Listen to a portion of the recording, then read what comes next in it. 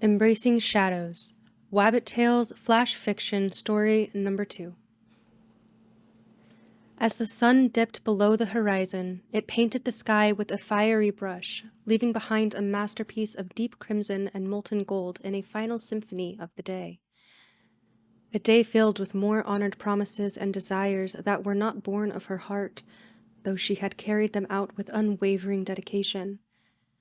The red gown she wore, the red gown she was wearing on their first date in Paris, hung to her the same now as it did 3 years ago.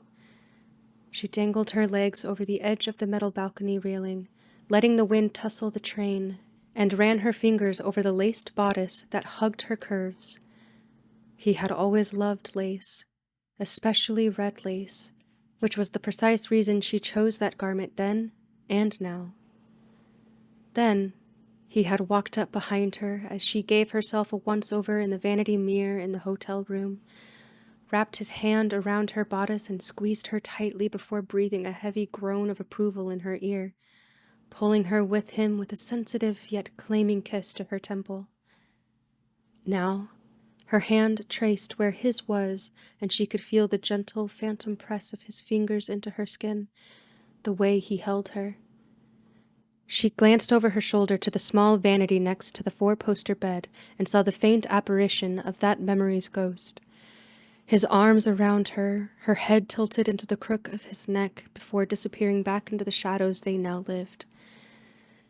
In the hushed sanctuary of her memories, she recalled the love he held for her, a love that she shared and nurtured, a love that bloomed in the twilight of his existence. She embraced those shadows, his faded recollections, with an unyielding fervor, her life now a testament to the love that transcended the boundaries of time and mortality. In the past year, that love had been torn from her grasp, yanked away with the cruelty that defied all comprehension. Her heart, once a vibrant tapestry of affection, now lay in tatters, each thread severed by the callous hand of fate. In her despair, she raised her eyes towards the heavens, her voice a tempest of anguish that rattled the very foundations of the cosmos. "Hear me, selfish bastards!" she cried to any celestial authority who could be listening, her words laced with a venom that dripped like molten iron. "You have robbed me of love, of joy, of the very essence of my being." Her voice broke into sobs. "May my curses find their mark. May your hearts ache with the same anguish you have inflicted upon me." But she knew those words drifted no further than the sanctuary of her bedroom.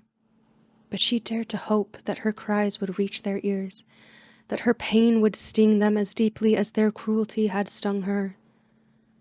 But even if they remained deaf to her pleas, she would not relent. She refused to let his memory fade into the cosmos where she could not follow.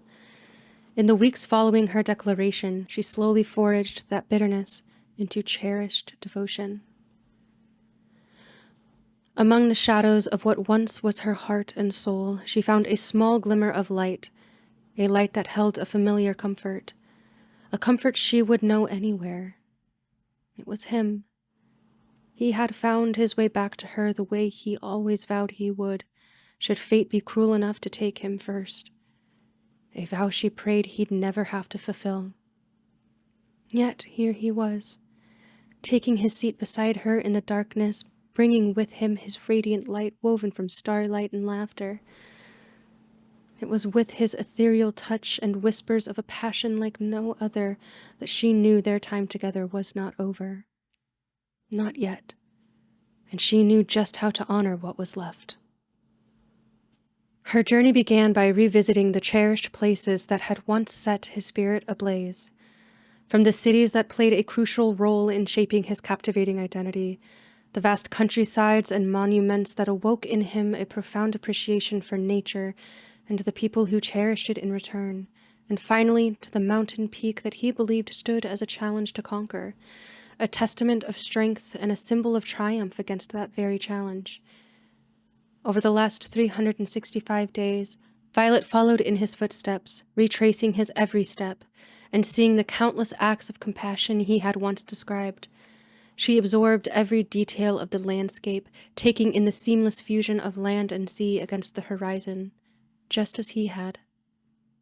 His tales of these places paled in comparison to the depth of her newfound understanding.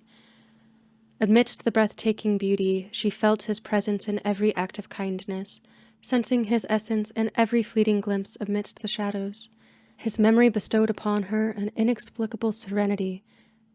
Indeed, her journey was not merely a revisitation of his past, but a devoted rekindling of his unfulfilled dreams. With each step she took, Violet ventured into the landscapes of his dreams, the places he had yearned to explore but could no longer reach. She ascended the towering peaks of his unfulfilled ambitions. One by one, each of his desires were lived out by the woman who carried him with her in the shadows.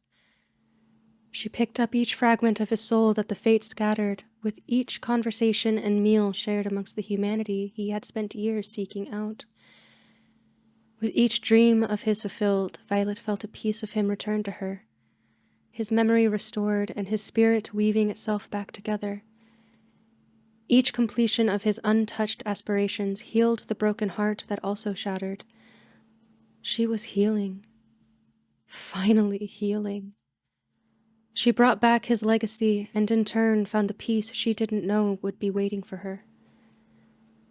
The inky night was mere strokes away from claiming the day Violet spent the last year getting to. She swung her legs back over the balcony and made her way into the room in which they had celebrated their engagement, their love.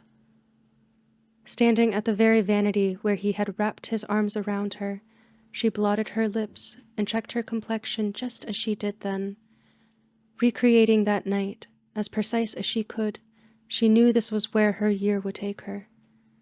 To this night, in this city, in this room, and in the restaurant below where he had asked for her hand in marriage 3 years ago. It was here their joined life began, and it was here she was going to lay it to rest. She ran her thumb over the single diamond ring that sat atop her finger and walked out the door.